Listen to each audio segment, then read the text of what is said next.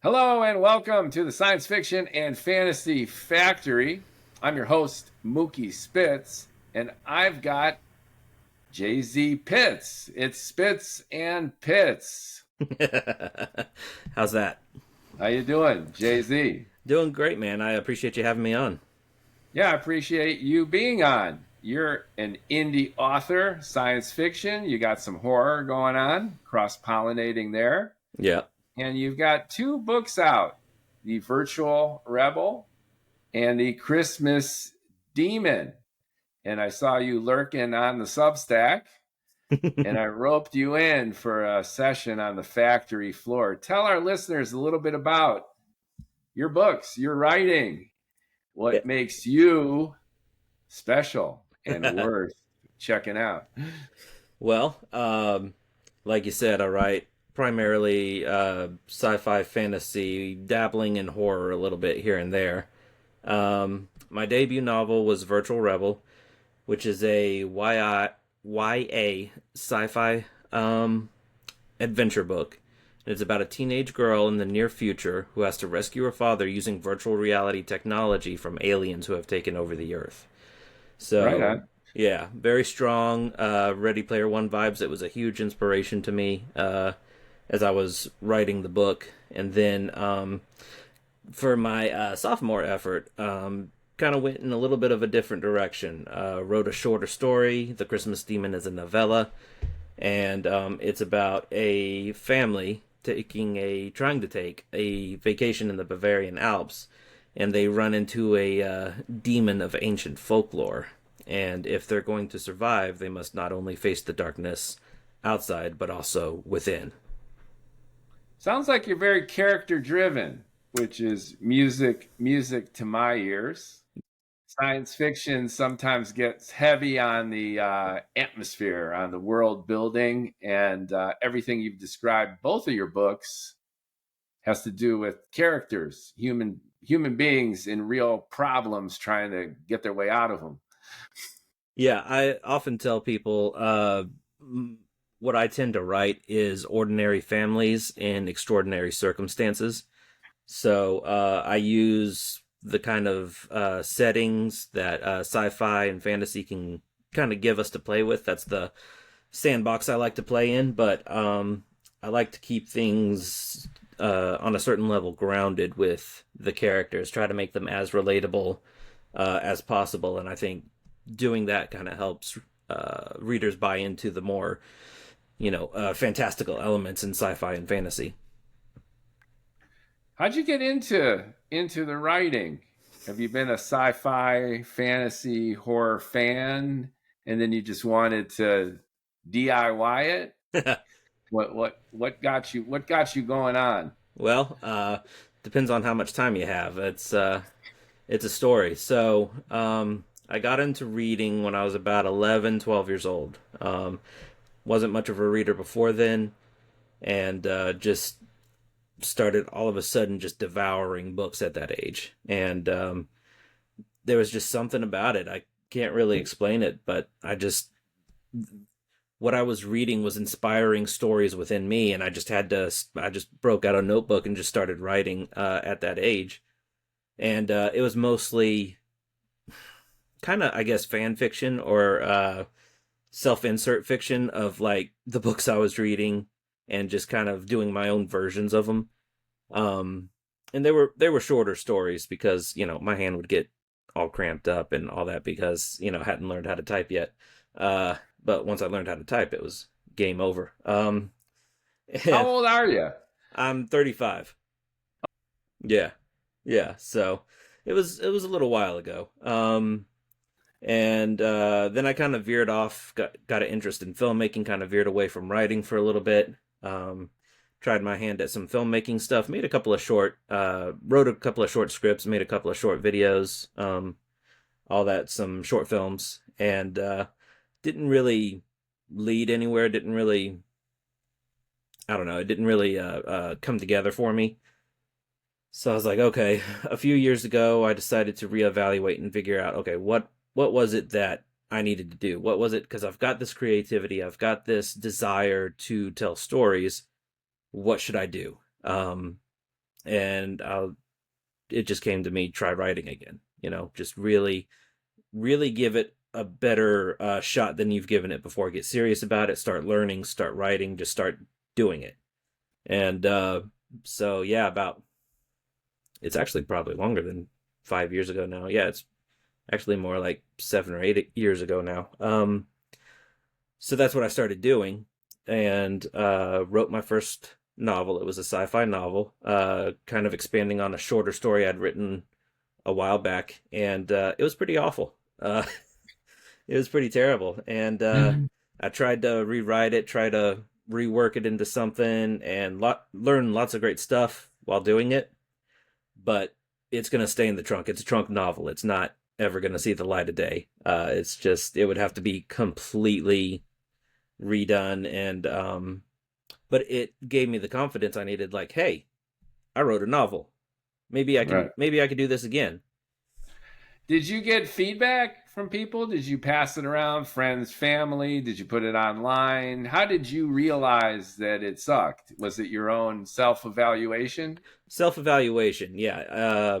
Because I was at that time learning how to write in the way that novels need to be written, more prose style, because I was coming from a more screenwriting background, and so I was approaching it the book very visually and very I don't know, much more like a screenplay trying to be a novel than an actual novel. So this happens, that happens.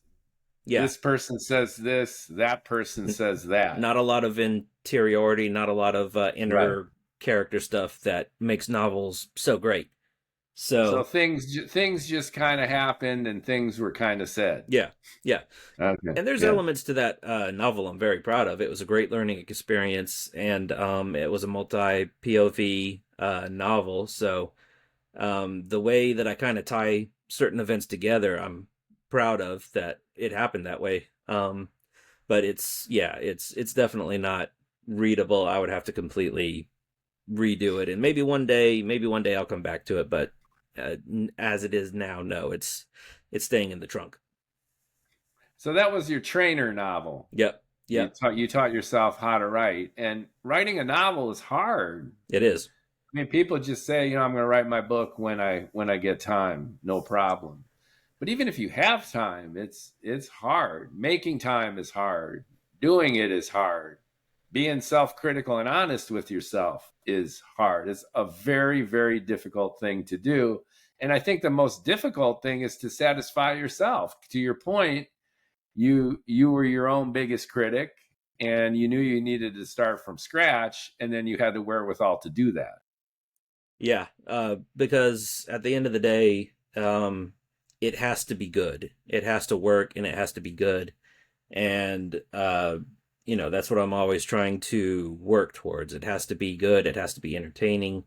It has to work. And if I'm reading it, if I'm in the midst of writing it, and I'm not feeling it, and I'm not seeing it come together like it should, then I'm not afraid of cutting out huge chunks of writing and just doing it again. Like with Virtual Rebel, uh, I think the first final draft was over 100,000 words. I want to say it was about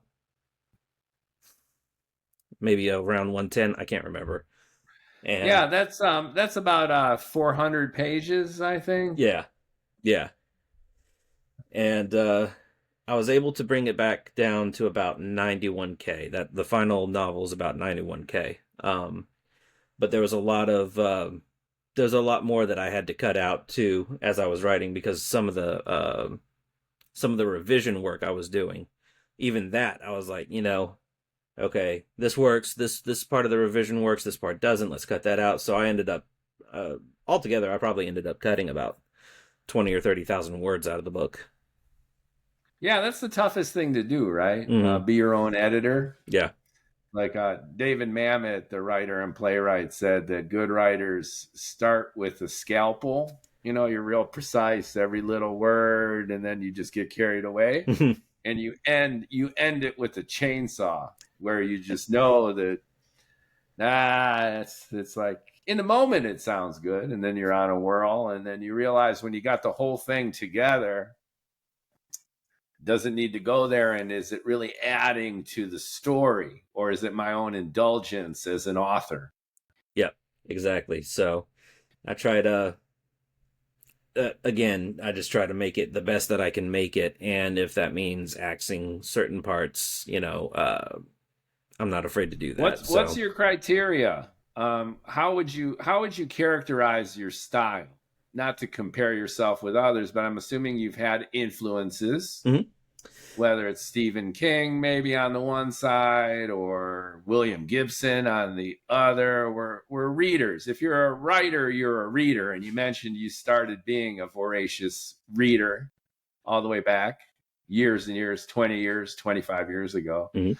So who does it for you, and what criteria do you use when you evaluate your own novel and novella as being good or worthy of sharing? How do you make that decision? Well, my literary influences, I mean, they're kind of varied. I enjoy Robert Jordan's Wheel of Time. That was a big influence. Although I wouldn't say I'm as descriptive as Robert Jordan. I'm actually not very descriptive, so that definitely didn't carry over into my own into my own writing. Um, I like Stephen King. I mean, who doesn't? The guy is the king for a reason.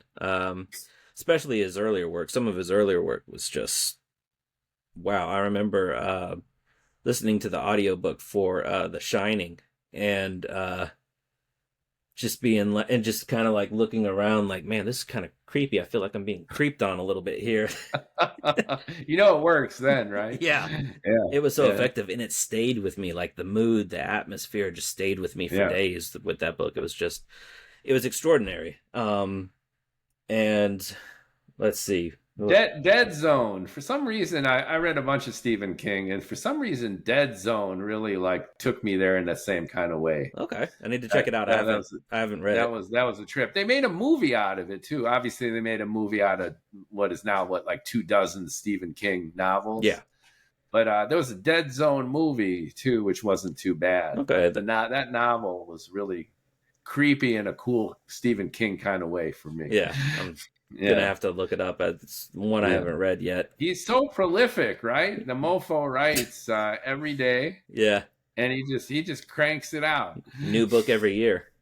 Yeah, yeah. Man, I wish. And he got run over by a truck, I know, right? right? That was crazy. Yeah, I read his book on writing where he talks about that, and that was That's a good book too. yeah. That's a really good book for writers, which is just, you got to do your duty. Yeah, It's definitely. hard. Definitely. There's some of the advice that he gives in there I would kind of maybe offer some mild pushback on, just because um the way he kind of communicates some of his philosophy on writing is like, you have to do it this way. And I've been around enough writers to know, and I've been experimenting with my own style enough to know that there's lots of different ways to write a novel, and obviously what he's done works wonders for him, obviously. So if he gives kind of the prescriptive writing advice, you should at least pay attention. You should at least be like, okay, what can I use? What can I take from that advice and use for myself? And the parts that don't work for you, that's fine. They don't work for you. So, but yeah, but just I also like the way with on writing that it's almost like a biography and a philosophy on writing. So you get it's really good for writers to read. You get a lot of cool tidbits in there. Yeah, I agree, and I agree with your observation that you got to make it personal, because if you're writing, you need your own voice, and that's the most enticing and the most challenging part of it, I think, where you fail, just like you mentioned. Like there's an idea in your head, and then you get it on a page, and you think it sucks, and you think it sucks because there's this big gap between what's in your head and what's on that page. So when you reread your own stuff, you're like, that's not it. And then I think when you bring the two together, your own voice is starting to come out. You're not listening to anybody. You're not copying anybody. You're not trying to be somebody else. but you're true to your own imagination and your own unique way of expressing yourself. And if you could build that confidence to the point where you're able to pull that off, I think that's when you've arrived as a writer, and it's self-evident in your writing being you. It's not Stephen King. It's not anybody else. It's you. And then you take pride in your own capacity to tell a great story, and then you let your characters help you along, right? Your characters end up writing the book for you. Oh yeah, yeah. That's one of the biggest learnings I got, which is just, I have all these ideas, I got all my plans, and then my own characters blow it up. They're like, no, no, no, no, that's not what I would do. Yeah. And check it out. This is what's going to happen. Exactly. Yeah, that's when I first started writing stories and novels, I was much more of an outliner. So I would outline everything. Like the first novel that I wrote that I've, basically trunked, it was extensively outlined with like this 60-page outline. So I knew exactly what theme to write, where to go, how to put things together, all that. But with Virtual Rebel, I started experimenting more with pantsing. And the first 6 chapters of Virtual Rebel basically just came off the top of my head. I had no plan. I had nothing. And it was a lot of fun. But at the same time, I realized, okay, I need a direction to go in. This could really veer this way and that for me. So I need at least a basic idea of where I'm going. So I've been developing this, I guess, style of outlining that works for me, which is to outline a chapter ahead, but only give like a basic outline, like maybe a 2 or 3 point, okay, character A needs to accomplish this, character B needs to try to interfere or something, and start the chapter with either an up note or a down note. So by the time you reach the end of the chapter, you can end it on the opposite way that the chapter started. So I give myself some basic instructions for each chapter, but that's about as far as it gets, and it's a very basic outline. So I give my characters plenty of room to do what they want. I kind of I like getting characters together. I like getting them talking to each other, and from there things just kind of happen. It's more like I'm observing and watching at that point. I'm still giving them I think that direction. That's spot on. Yeah. It's finding that balance, right? So you can't just let them loose. Yeah. Because they got their own devices. You're the writer, you're the master of the fate here. You're the storyteller. But at the same time, you got to let them be. So finding that balance between the two is tricky. And when I talk to writers, they're either at one extreme or the other. And I think finding that nice mix makes for a great book and a great writer. I have a general idea as to the story. It's got a big arc with some milestones, and I picture it in my head like a movie pretty much. So I know where it's headed more or less. And then I set the characters loose. And sometimes the characters will surprise me. And all of a sudden they might veer off. And there's new problems that they got to solve. I go from problem to solution to the next problem that solution created. And that keeps the action kind of dynamic and emergent and fun.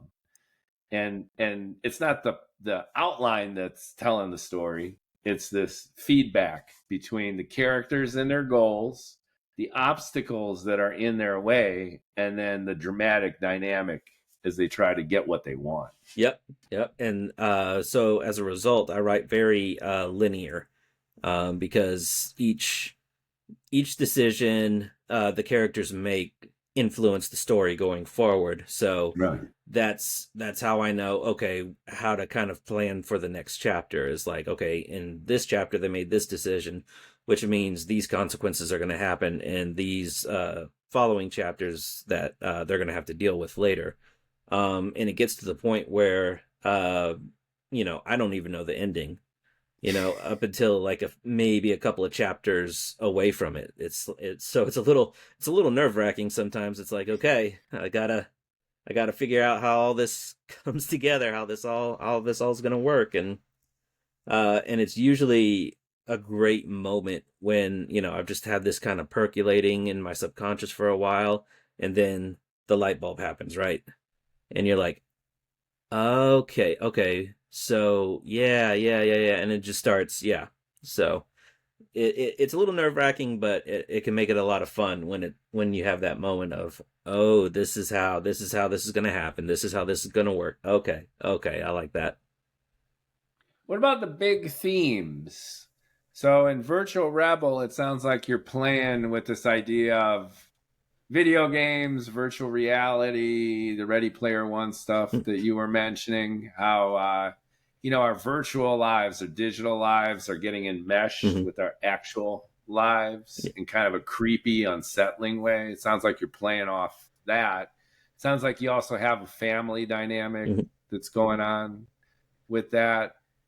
Did you draw on personal experiences? Are you trying to tap into cultural elements? How conscious were you of living in 2025 or 2024 when you wrote it? And how much of it was just kind of off the cuff? You're throwing characters into this situation, see what happens. Well, Virtual Rebel, I did most or the beginning of my writing on Virtual Rebel in 2020.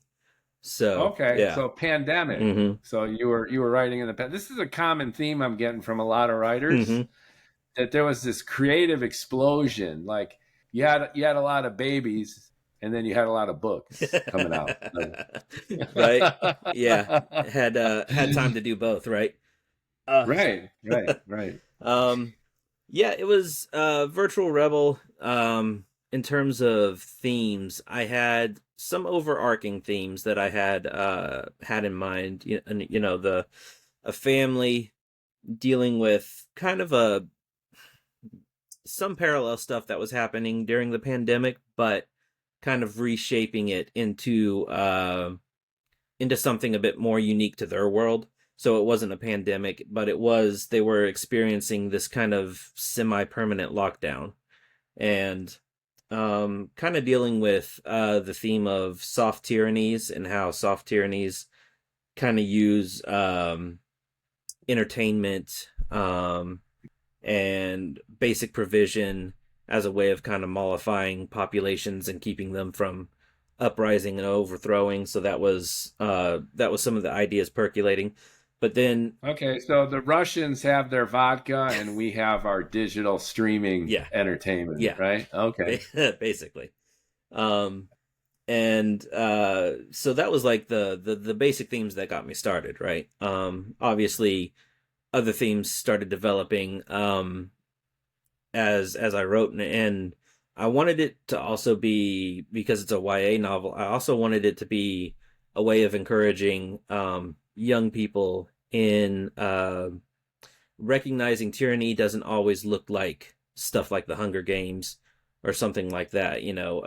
Very desperate, very violent um, situations or circumstances. Tyrannies can oftentimes begin very peacefully and very willingly.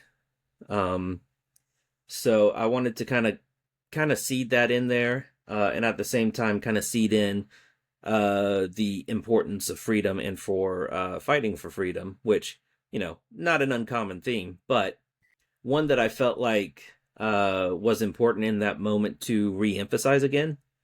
And because my main character Ava has to make a choice. She initially starts her adventure just wanting to return things back to the way they were.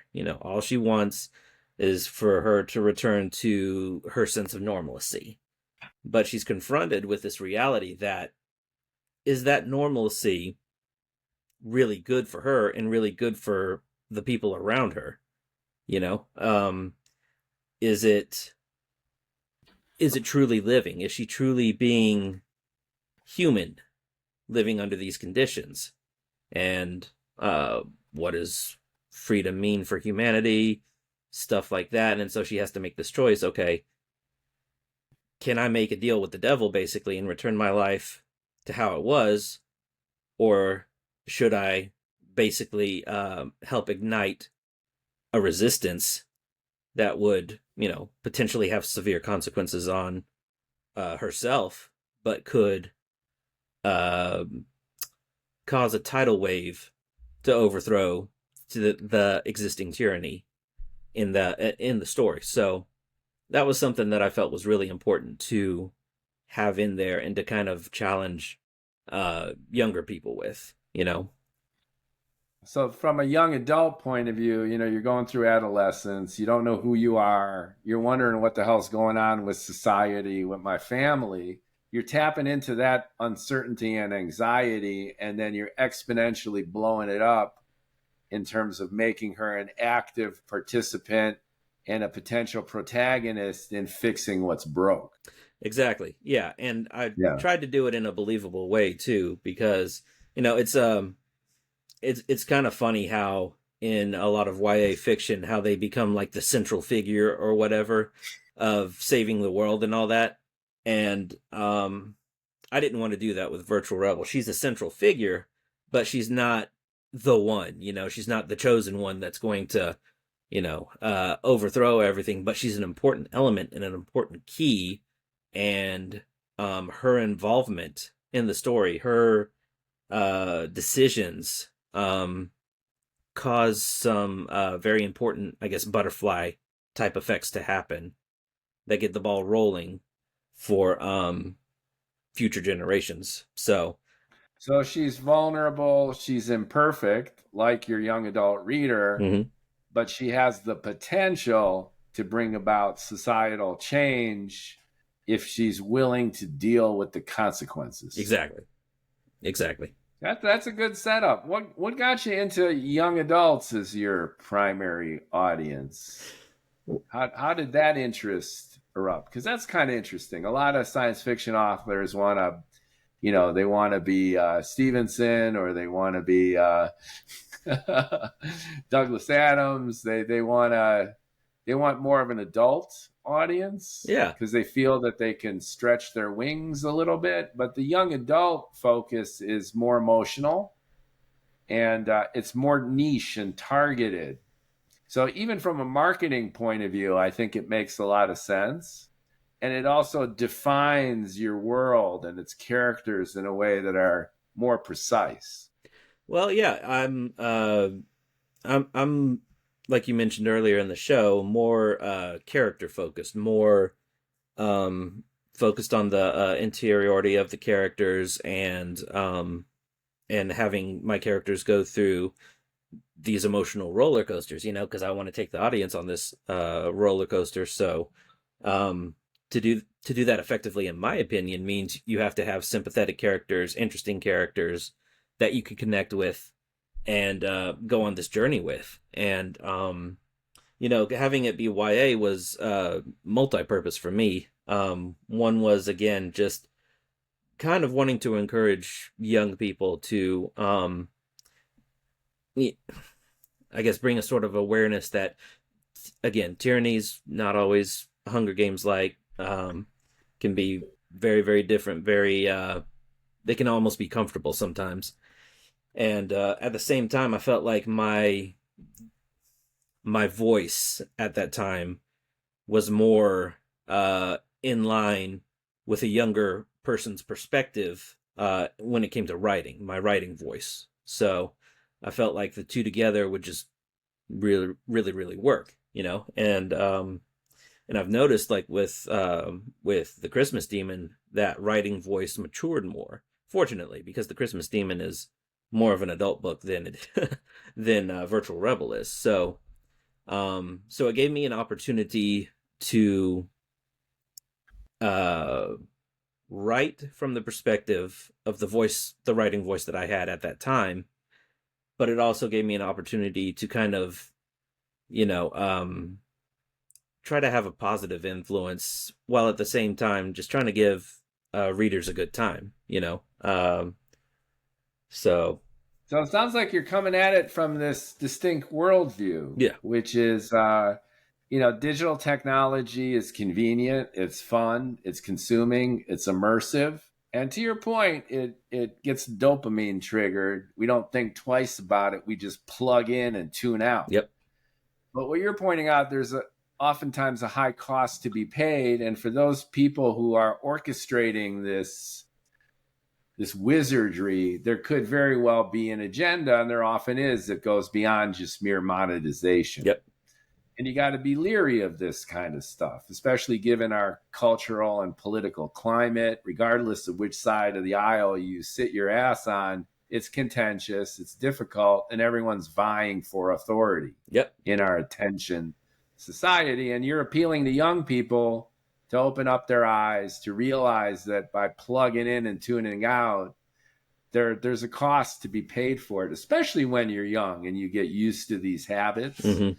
And you get used to taking all this for granted. Yep.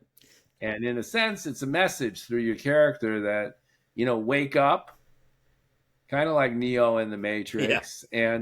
and kick ass in your own way to assert your own independence. And it sounds to me like it's the growth story. It's a coming of age story, because if Ava can overcome this and lead the resistance, then in a sense, she truly grows up. Yep. It definitely has that coming of age element to it. And, and while all those themes and messages are in the book, I also tried really hard not to come across as preachy, Yeah. That's a really good point. Because sometimes it's over the top, right? That an author has an agenda. Yep. They got a particular brand of politics. And oftentimes they just set up the soapbox, which is like, I'm letting you have it. And as a reader, you're like, I bought a book, a science fiction book, a fantasy book, even a horror book. I want to be entertained. If you want to entertain me with your point of view, go for it. But I want the characters to come alive, and I want interesting things to happen. I don't want to be lectured to. Exactly. And that's something that I always try to keep in mind, is that, you're here to entertain them first. As an author writing a book, you're here to entertain your readers first. Anything after that is secondary. So that's always the perspective that I come from when it comes to writing these books. Virtual Rebel, The Christmas Demon. I always have these themes and these ideas that I want to explore, but at the same time, I'm not a professor here to lecture you. I'm not a preacher here to convert you. I'm just trying to entertain you.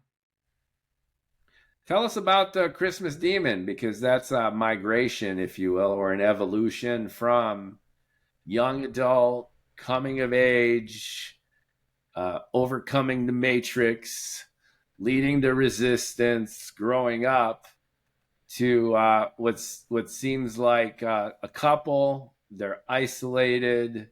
There's some supernatural stuff going on, and I think you do a great job of taking their internal state as a feuding couple, and then projecting it into this entity who's a catalyst for a lot of their continued mayhem. So there's this feedback between a contentious relationship to start in an isolated, anxiety-ridden kind of setting. And then there's the demon who's kind of stirring the pot, if you will, and then how they deal with that. Is that a fair way of looking at the book? Yeah, definitely. I mean, the Christmas Demon was first kind of, the idea was first kind of conceived in a mental state that I was having. I was not in a great place when I first came up with these characters, and just was kind of in this mental darkness, if you will. And the best way for me to kind of express myself and my emotions, I found, is to write, and especially if it's writing fiction. So I just started coming up with these characters, Al and Mallory, and their young daughter. What's the young daughter's name? I'm trying to remember now. That's bad when you can't remember the name.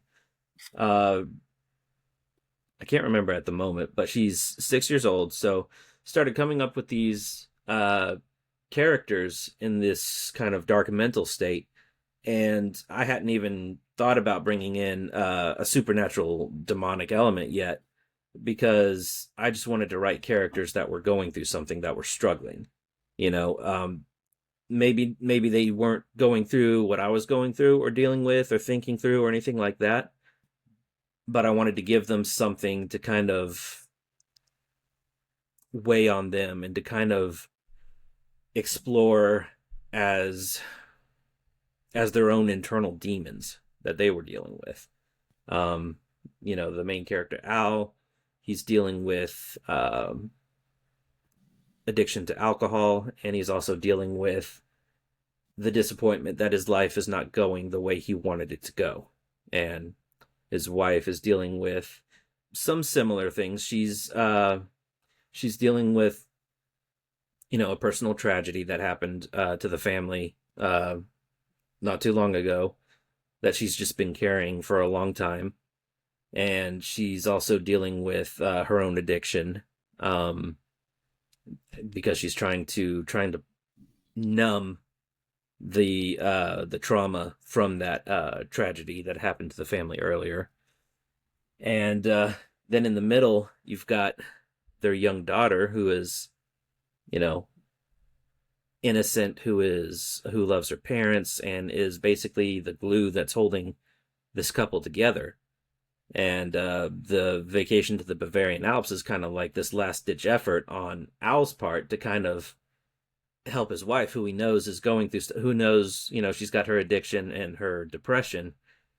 And he's like, I don't know what else to do. Let's go to the Bavarian Alps and visit your grandmother. You haven't seen your grandmother in years.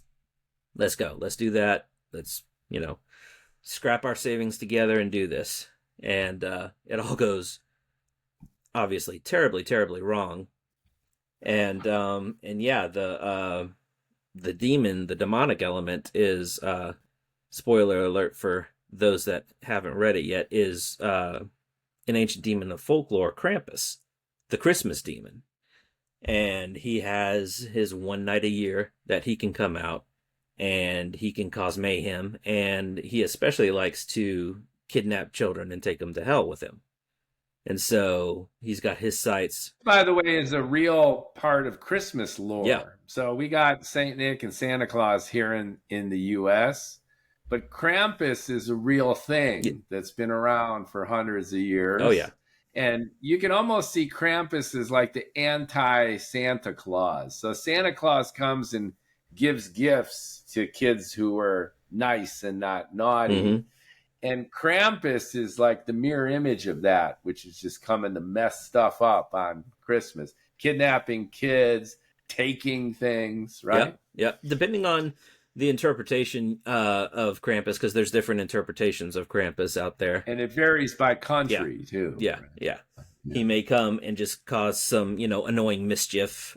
He may be more of a trickster, kind of like, the Loki of Christmas. Yeah. And then there's the more dark, he kidnaps children, takes them to hell, and that's the version I went with, the more scary, the more demonic entity. So that was kind of, I've been wanting to do a Krampus story for a while. I had seen the 2015 Krampus movie and had felt a bit underwhelmed by it. So I wanted to tell a Krampus story that I felt was more dark and more scary, in my opinion. And I can't remember the moment where it clicked for me that while writing these characters, wait a second, I could make this into like a Krampus story, the Krampus story that I've been wanting to tell for a while now. I don't remember how that happened or how it clicked, but it did. And I was like, oh, this is cool. I can do something with this. And just wrote this little novella, and yeah, it was a lot of fun to write, and it was also interesting because I also don't really consider myself to be a horror writer, but there's elements to the horror genre that I really, really appreciate and really like to kind of study, because horror is such a strong emotion, and I like the idea of causing strong emotions in my readers.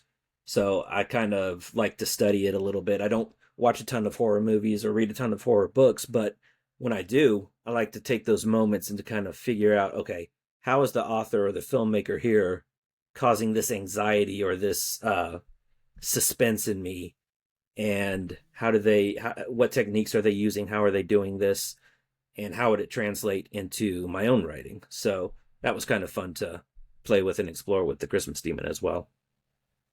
And subtle horror goes a long way. So in science fiction, the first Alien movie, you don't see the alien until about an hour into the film, Yeah. right? And it's all creepy and moody, and the anxiety and claustrophobia is building it, and that's very satisfying if it's done well. And in the other extreme, you got like torture Yeah. porn, which is just, over the top gore and suffering with no subtlety Yeah. whatsoever. Not really my thing. And I think good writers are always aware of what's kind of lurking beneath the surface. Yeah. You got the slower build up.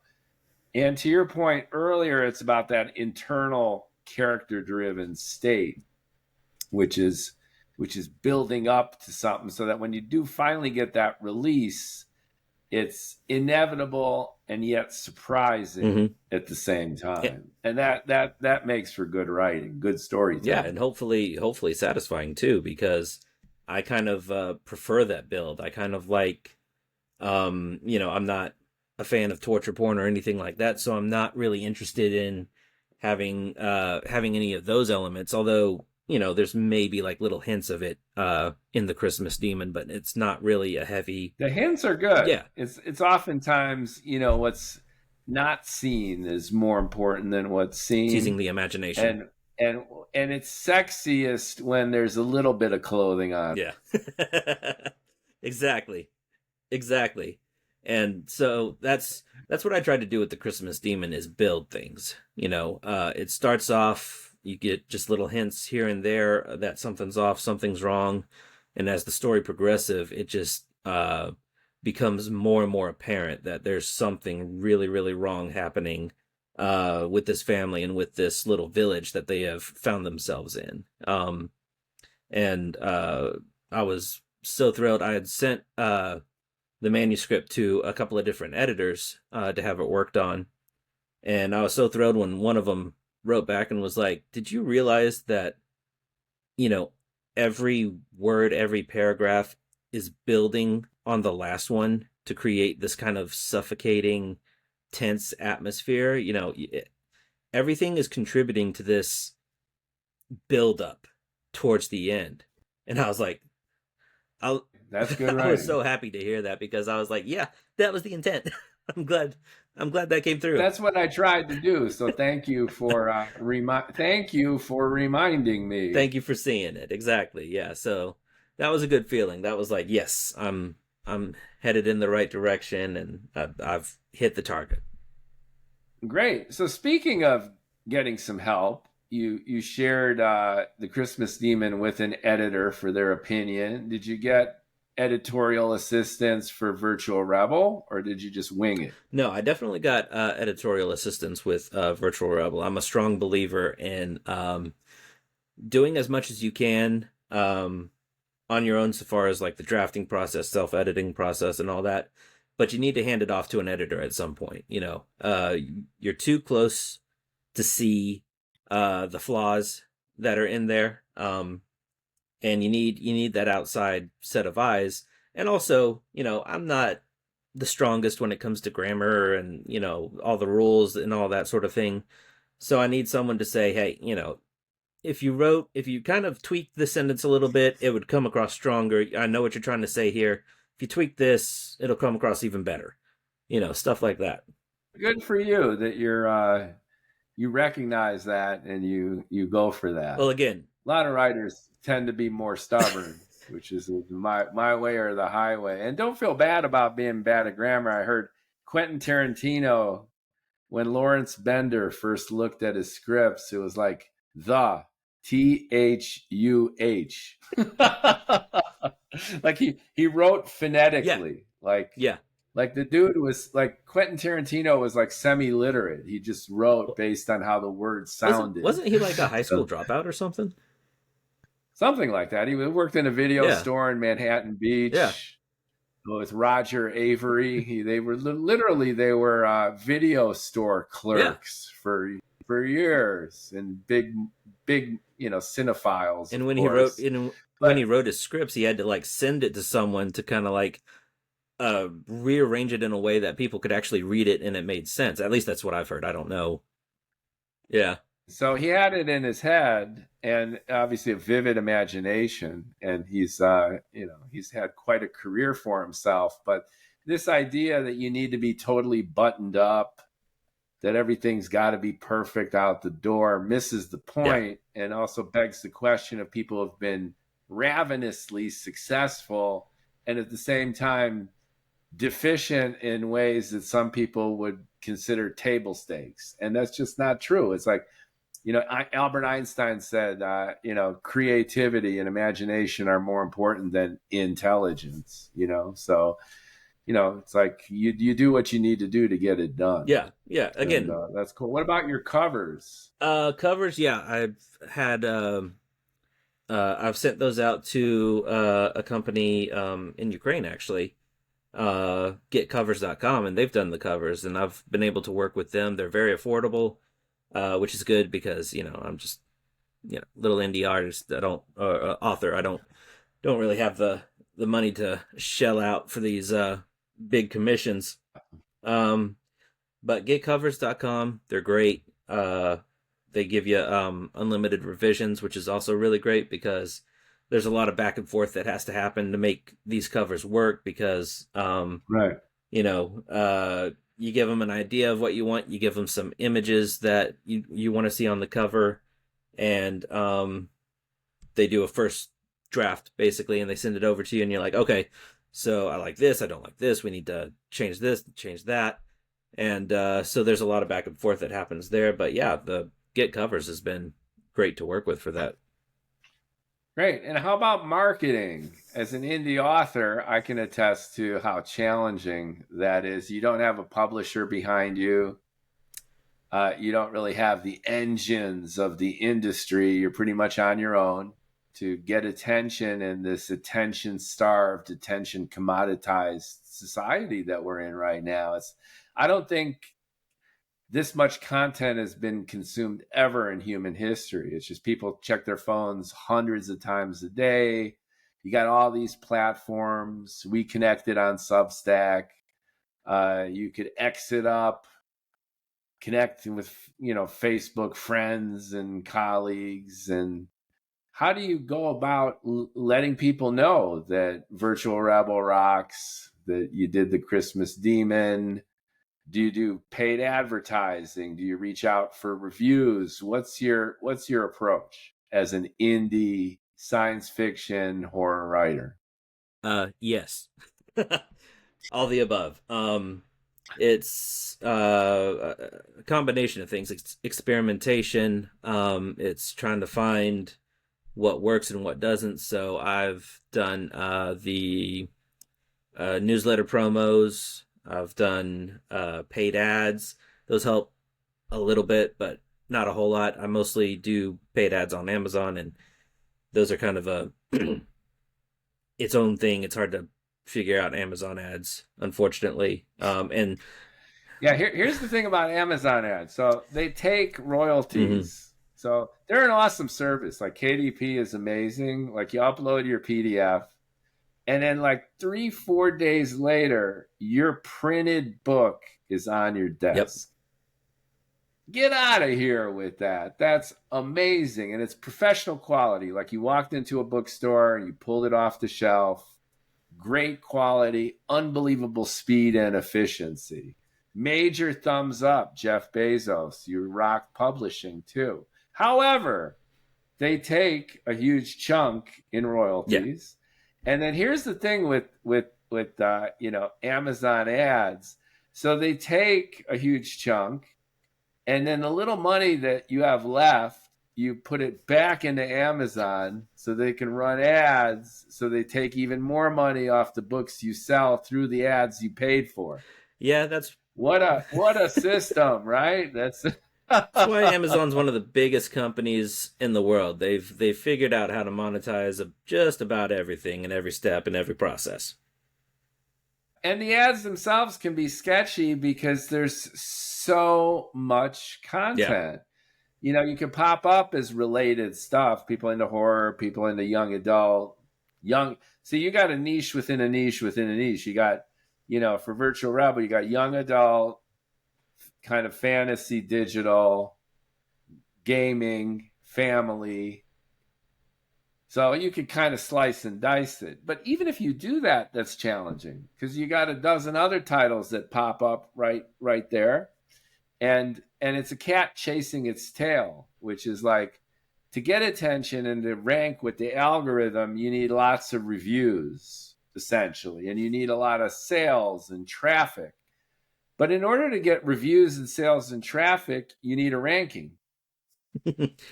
So Kind of a circular round and round it goes. You gotta hit that tipping point, which is difficult to do. It's very difficult to do. And I just try my best. Amazon ads is obviously there to make them money and not you money. So like I said, the results can be kind of mixed there. I just do I do very, very basic stuff with Amazon ads because again, that can get wildly expensive very fast. And they always push you to spend more on the platform, which, you got to figure out. You got to figure that part out. And I've done, like I said, I've done the newsletter promos. Have you done other podcasts? Yeah, other podcasts. Yeah. I've been on several podcasts and stuff. I don't know how much that contributes to sales, but it helps contribute to it. Yeah, it helps the buzz. Are you having a good time on the Science Fiction and Fantasy Factory with Pitts and Spitz? This is a lot of fun, man. It's a great conversation. See, I'm an indie author too, and I've got the same obstacles, exact same ones, which is like, all right, do you have a big chunk of change to invest in paid ads to cut through some of the noise? Now to get reviews, like the Kierkegaard reviews, okay? Get an authoritative review. Pay. Isn't it like $400 or $500? You want to join like a contest, like a new fiction, new writer, you got the ads. And all of a sudden, once you become an indie author, you are targeted. Everyone and their mom is after your ass for your coin. So you got a ton of hustlers. You've probably sifted through that. There's so much hustle and fraud in book promotion because people are vulnerable. I wrote this memoir on my granny and it's so dear to me. And then people come and rip people off constantly. And then you sift through all that. And then you want a good review. Well, stand in line or pay. And then you can join a contest. And there's a bunch of those in every genre. Pay to join a contest. Everybody wants a piece. Everybody. And everyone wants to cut through. Which is crazy because it's like, I guess it's the desperation thing that they're kind of playing on because indie authors. Absolutely. I sense that. It's like, everyone wants to write a book. It's so sentimental and it's such a cliche. And then you pour your heart into it, even if the book sucks and you spent 5 hours doing it and you consider it done, it's still near and dear to your heart and you self-identify and you're like, I wrote a book. And then it's, again, you're exposing yourself to that kind of vulnerability. And then with that comes a sense of naivete as to how difficult it is to cut through all the noise and be distinguished. I mean, back in the day when the main writers were doing their thing, the Vonnegut's, the Heinleins, the Asimovs, there's no internet, no digital. Everything moved a lot slower. So getting published was harder per se. But once you were out the door, there wasn't 120,000 new titles per year. There were a handful of publishers and only a handful of writers who percolated up to the top, and that was it. Now the benefit of this is anyone can publish, but the problem is anyone can Yep. publish, and everyone wants Yep. to. Yep. So how do you differentiate? And the question is, you just need to be determined and keep going, right? Yeah, you definitely can't. You can't overthink it, because, and I think to a certain extent that happened a little bit after I published Virtual Rebel. I went in there, I was a bit naive about what I could achieve with Virtual Rebel. I didn't think I could achieve, bestseller status or anything like that, but I thought I could move more units than I actually did. And that kind of got me in a slight depressive state for a little bit, and I Yeah. couldn't write for a few months because I was just like, man, and in that time, I wasn't just, sitting in a corner in a dark room or anything like that. I was also trying to learn book marketing and stuff like that, but it's all very book marketing itself can be a full-time job, man. Yeah, and it's also a different It skill is. set. So, you're a writer. You are a voracious reader. Very few people write, let alone Mm. read. So if you're actually able to sit on your ass and bang out a book, that's a particular skill set. And it's very, very rare, and it's very distinctive. And the other skill sets, which are marketing, sales, communications, are much more common and prevalent, but it's like playing rhythm and lead guitar. It's very rare for people to do both, and it's almost non-existent for people to do both really, really Yeah. well. So it's so hard to find a writer who puts as much enthusiasm into the marketing and distribution of their content as creating the content itself. And usually, if they are really good at that, then their content probably Yeah. sucks, because all they've really wanted to do was to be Mm-hmm. famous and get Yeah, rich definitely. and kind of follow the checklist of what it takes to be a best-selling writer, which is essentially copying another best-selling writer and seeing what sticks. If you're genuinely creative and genuinely want to tell a story from your heart, then you're not thinking about distribution at all. You're not thinking about sales. You're not thinking about targeted advertising on a digital platform and budgeting your monthly allotment and figuring out your return on investment. You're writing and telling a story. So that's the challenge, Yep, right? that's the challenge, and that's the conflict, and it's and a lot of your time is demanded of you in either of those aspects. In writing, it's very time consuming. In marketing, it's very time consuming. So how do you figure out how to split that? How do you figure out what aspects of both work best for you? And at the moment, I'm just trying to have an engaging social media presence. That I've found that building community that way, and connecting with other writers and readers in that way is has been beneficial for a multitude of reasons. You get some sales there, sure, but it's not, for the amount of time it takes to build a community and all that. It's not necessarily the main goal is to achieve those sales, but you get this kind of encouragement, and you get this kind of I don't know. Writing is very isolating. It's very, very much a lone experience for the most part. And so when you get to connect with other writers and readers who appreciate uh, indie authors, it's very encouraging, and it's very helpful to keep you going, because you're seeing these other writers, and they're having the same struggles as you. They're having the same accomplishments or the same struggles as you, and some are doing better than others, some maybe not so much, just depending on everybody. I think it's Dwayne Johnson that says something to the effect of like same game, different levels, or something like that. And it's really true. It's everybody's trying to build a readership, get their books out there, trying to figure out marketing, trying to figure out the best way to tell a story. Some are doing better at it than others, but we're all there trying to do it. And so building a community with like-minded people like that has been great. And very encouraging. So that's at this time, that's what I'm focusing on. And I've also heard the best marketing is literally just writing the next book. So that's also what I'm trying to focus on. I'm not trying to, learn these gimmicks or these tricks, which is what I was trying to do in the beginning. Best way to get eyeballs here, there, and all that. A lot of the stuff I tried hasn't been very effective in that way. And the old adage, just write your next book, write your next book. It's like, okay, well, I could do that, so I'm going to do that. I agree with you, and my own experiences reflect a lot of alignment across the board, which is the initial excitement and hype of when you finally launch that book. This is your big thing, and then it's crickets or like little firecrackers off in the corner, and then you're like, wait a second, the result is not matching my own Mm-hmm. hype about my own Yeah. content.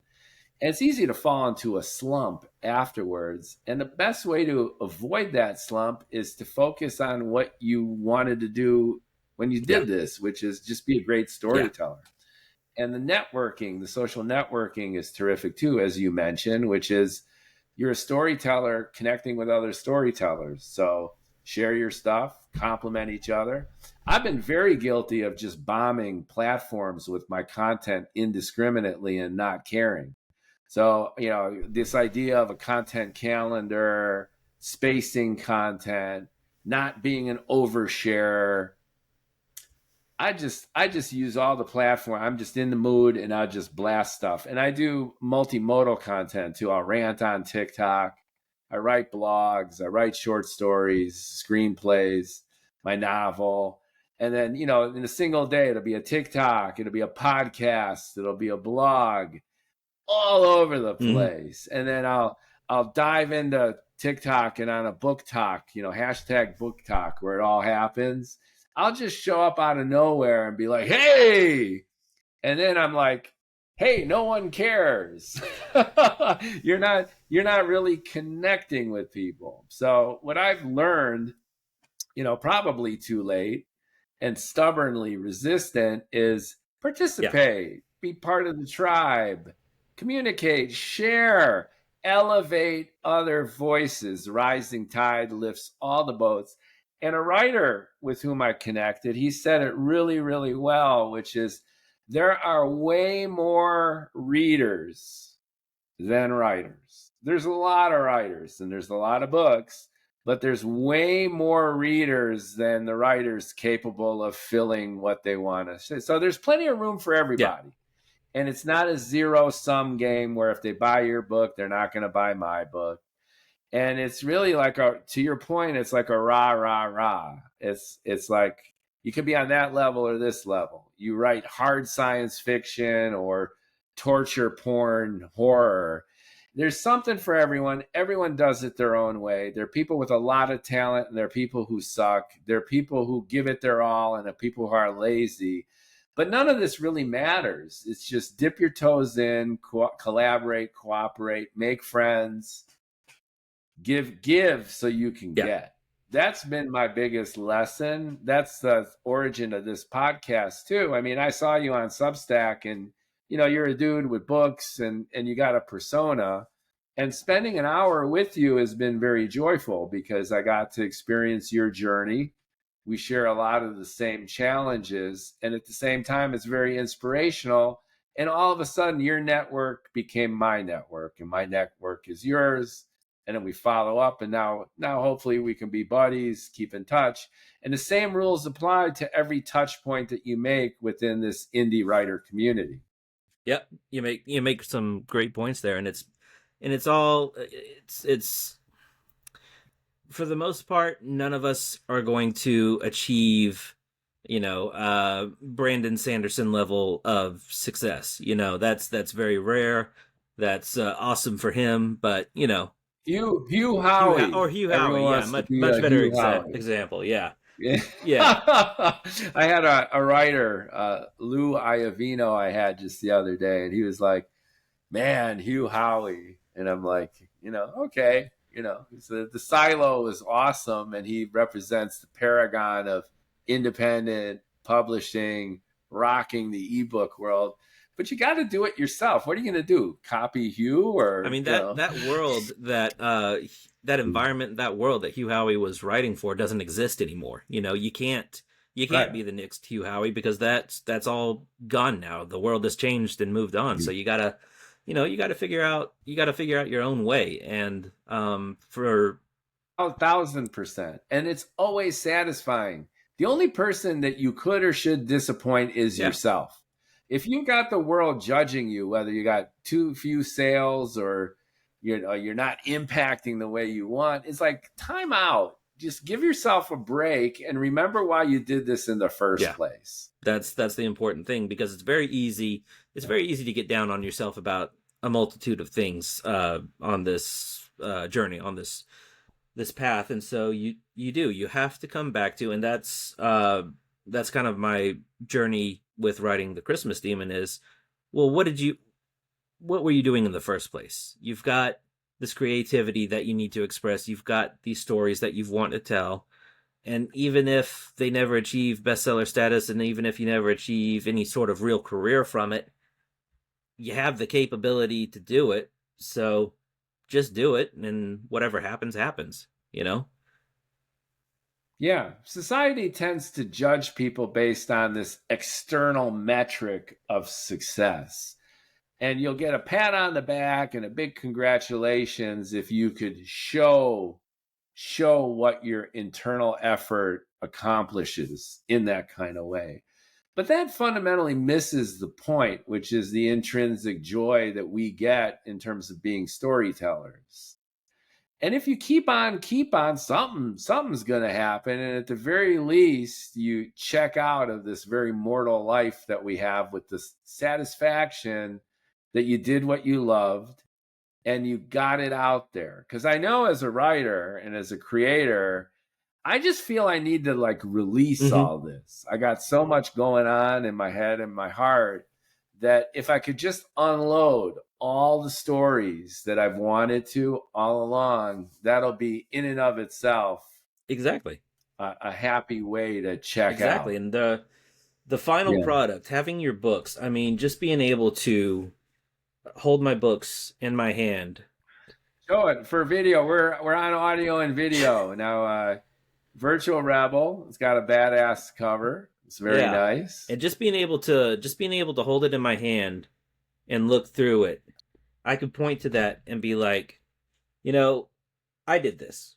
This is a little piece of me that I did. I made this, I created this. The final result is right here. Something I've accomplished something and I can hold it in my hand and say I did this. There's there's something very satisfying and something very just well, yeah, satisfying about it in a way that's hard to express. There's a boldness to it too, because people tend to be so self-critical. And as writers, storytellers, we're really self-critical. So if you could reach the point in your own writing journey where you could hold that book and you could stand on the corner of like Fifth Avenue and Broadway in New York City and just Yeah. wave it. And anyone who walks by, you go, Yeah. read this, check this out. You are joyful, you are celebratory of your own creativity, and you're also fearless because you've jumped through all the hoops of thinking your stuff sucks and working it and reworking it and finding your voice. That it could be the Pope, it could be a homeless person, it could be Jeff Bezos at Amazon, and you'll go up to them and you're like, read this. This is awesome. And if you could reach that point as an artist, then you've really arrived. It doesn't matter what the world thinks or how many sales you got. You've arrived at doing what you always wanted to do, which is be a storyteller. Exactly. Exactly. Couldn't have said it better. So given all that inspiration, you've got Virtual Rebel, and then you've got the Christmas Demon. Is Virtual Rebel part? It seems to be part of a series. You got a cliffhanger there. It's gonna keep going. So tell us a little bit Yeah, about next steps for you. Speaking of just writing and going for it, yeah. what's in store for your fans? So yeah, Virtual Rebel is the first book in a trilogy.